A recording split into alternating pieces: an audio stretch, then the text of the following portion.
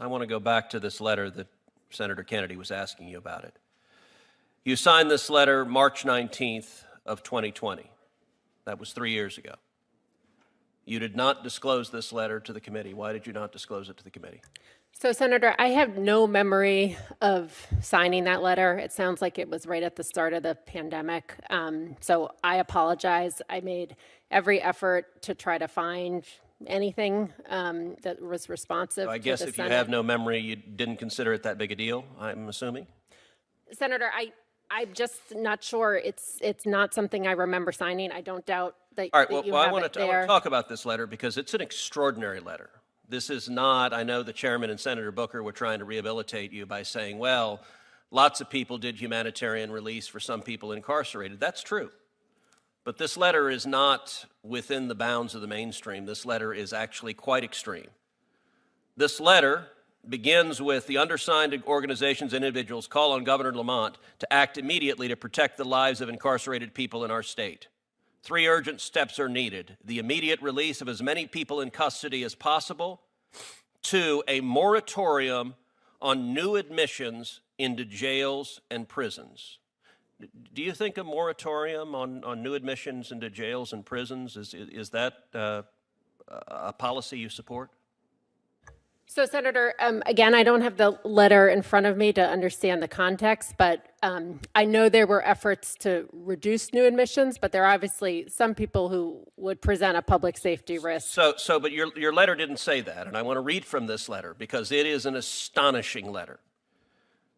The second page: we call upon Governor Lamont, the state of Connecticut, and all Connecticut jurisdictions to, 1, immediately release to the maximum extent possible people incarcerated pre-trial and post-conviction.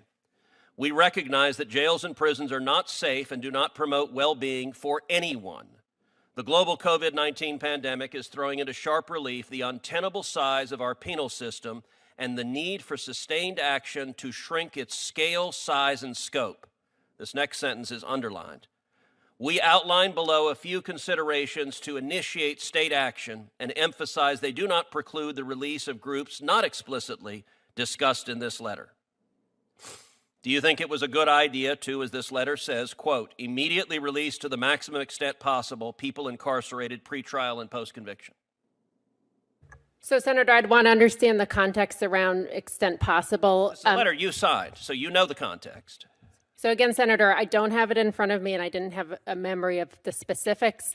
Releases need to be... Give a witness a copy of the letter, which is right there. You'll have it in front of you in about 10 seconds. Thank you, Senator. I do believe releases need to be consistent with public safety. Okay, well, that's not what this letter says. The letter continues, pretrial release, quote, Governor Lamont should use his emergency powers to protect incarcerated people, their communities, and correctional staff by releasing all people, all who are incarcerated without having been convicted of any crime. All people means murderers. It means serial rapists. It means child molesters. Do you think it is remotely reasonable to call upon the governor to release every murderer in the state of Connecticut prior to conviction, to essentially eliminate pretrial incarceration?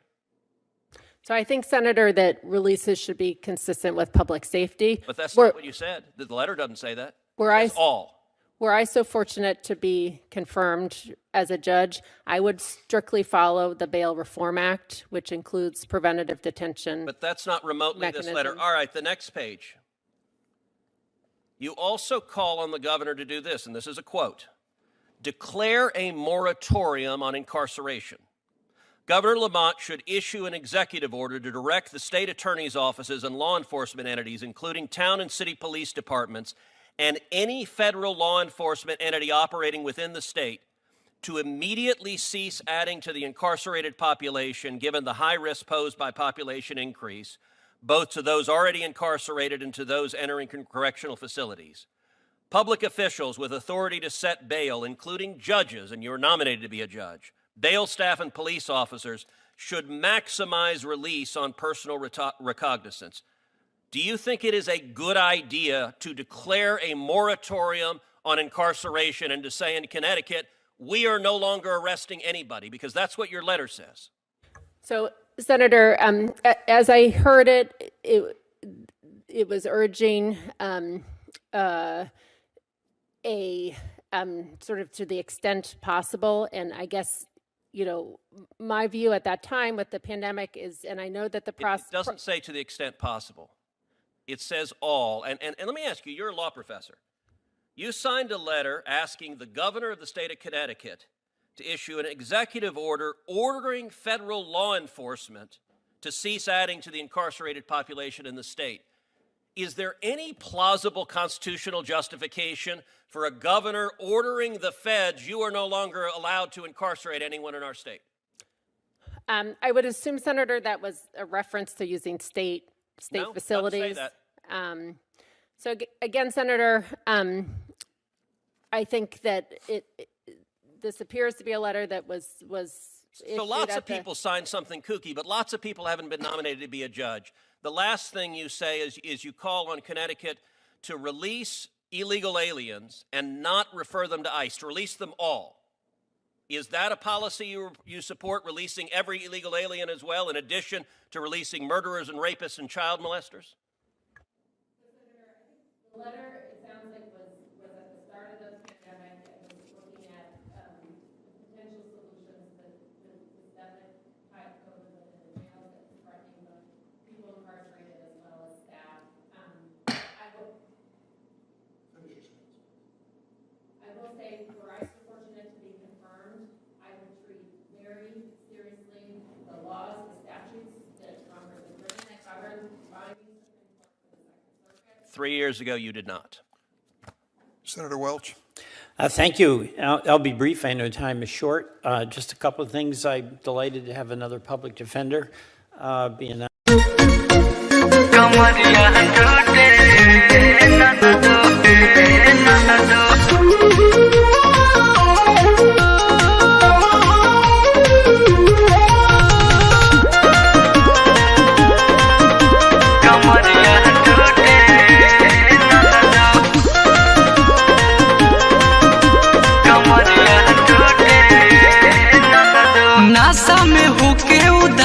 बिघरले सूते न दिले हमके रात भर जगवले सूते न दिले हमके रात भर जगवले नासा में होके उदासा बिघरले सूते न दिले हमके रात भर जगवले चलल नहीं जाता तू दवैया ला दे ननदो चलल नहीं जाता तू दवैया ला दे ननदो छापना हरदिया मोर कमरिया टूटे ननदो छापना हरदिया मोर कमरिया टूटे ननदो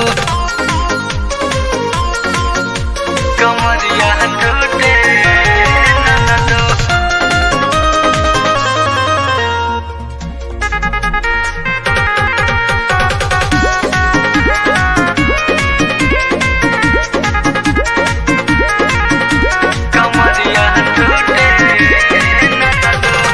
रोज रोज लहंगा हमार नसी देता सेज हो पी के जब आवे ननदो खोजे नाना भेज हो खोजे नाना भेज हो रोज रोज लहंगा हमार नसी देता सेज हो पी के जब आवे ननदो खोजे नाना भेज हो नया नया रोज पोज महारातावे ननदो नया नया रोज पोज महारातावे ननदो छापना हरदिया मोर कमरिया टूटे ननदो छापना हरदिया मोर कमरिया टूटे ननदो